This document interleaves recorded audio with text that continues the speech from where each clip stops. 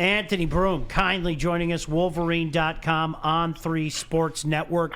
Anthony, what can you say about Blake Corum that already hasn't been said? I think, when the crap hits the fan, you give the ball to your best player, and all he needed was 2 carries to get the ball into the end zone. When you think of all the great running backs at Michigan, I think A-Train comes to mind. Mike Hart obviously had a fantastic career. How do you even quantify what Blake Corum has meant to this team?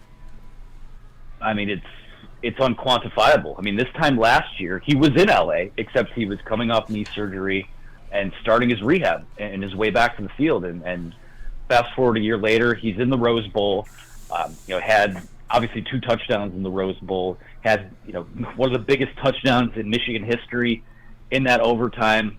When push comes to shove, and he hasn't quite been as explosive this year as maybe in years past. But when they've in those gotta have it moments, you think back to the Ohio State game, the touchdown run he had directly after Zach Sinder's injury, the touchdown that he had leaking out of the backfield yesterday when you really needed. I mean, that thing was teetering early on.